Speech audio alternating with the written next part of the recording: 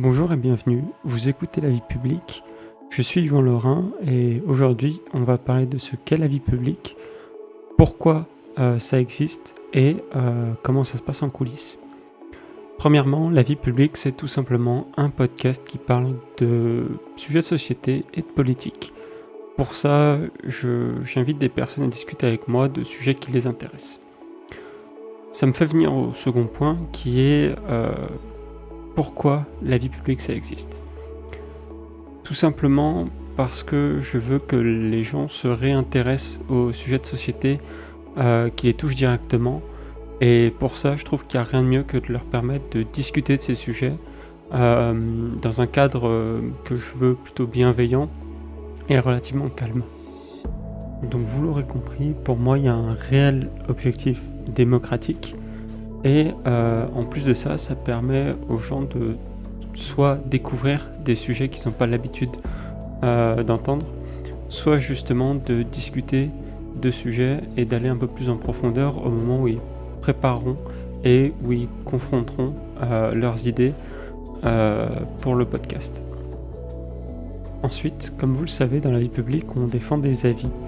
Et pour défendre ces avis, on essaye d'apporter des arguments qui sont en tout cas plutôt vrais. Malheureusement, tout ce qu'on dit n'est pas nécessairement vrai, pour plusieurs raisons. Un, parce qu'on va parfois aborder des sujets qui sont complexes, et c'est pas toujours évident de tout comprendre. Deux, parce que des fois on dit des choses de mémoire, et forcément il peut y avoir de la déformation, ou tout simplement parce que on croit et qu'on n'a pas vérifié des choses fausses. Une autre chose qui peut arriver, c'est tout simplement qu'une source qu'on a prise n'est pas nécessairement bonne. C'est pour ça qu'on essaie de vous mettre les sources en description du podcast. Et il ne faut pas prendre ce qu'on dit pour argent comptant. Je vous invite à les vérifier, pas nécessairement à lire des papiers de recherche, c'est un peu complexe à aborder, c'est pas toujours évident de comprendre, mais parfois simplement aller lire un article de journal, ça peut faire du bien pour rafraîchir les choses.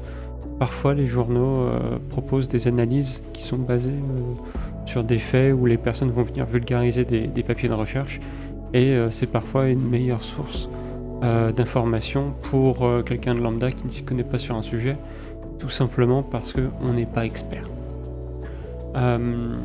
Enfin, on défend des avis sur le podcast et ces avis ne sont pas nécessairement les nôtres.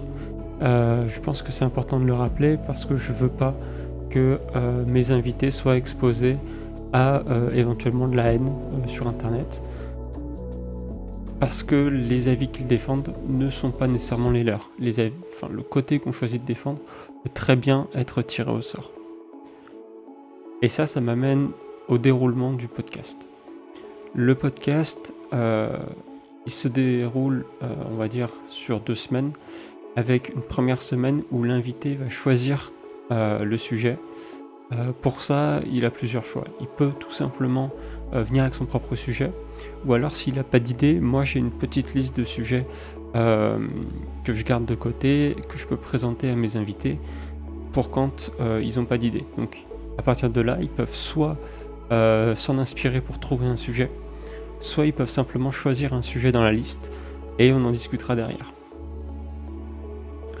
Une fois que cette semaine est passée, on a une semaine où on va venir explorer le sujet pour essayer de créer des arguments, pour créer nos discours et pour noter aussi les sources qu'on utilise dans nos recherches.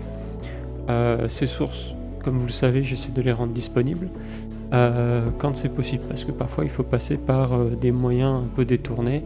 Je pense notamment à SciHub si on décide de se baser sur une recherche, sur un papier de recherche. Et une fois que c'est fait, vient le moment de l'enregistrement du podcast, avec un petit temps avant le podcast où j'échange des formalités avec mon invité. Ça permet de le mettre en confiance et de le connaître un petit peu. Ensuite, il y a le podcast en lui-même, avec les 2 minutes de discours par personne et les 45 minutes de discussion. C'est un moment qui est assez court, Donc vous l'aurez sans doute remarqué, mais on n'est pas toujours très détaillé sur ce qu'on raconte et on a un petit peu tendance à rester superficiel.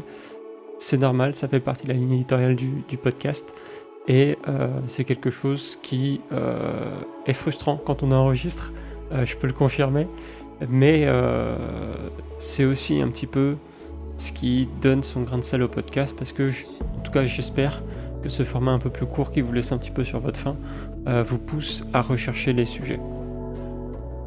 Et enfin, à la fin, il y a un petit temps qui n'est pas enregistré où je vais échanger avec mon invité pour savoir ce qu'il a pensé de son intervention dans le podcast, si ça lui a plu, est-ce qu'il recommanderait, voilà, quelques banalités comme ça, et encore une fois pour essayer d'avoir une discussion un peu méta sur le podcast en lui-même.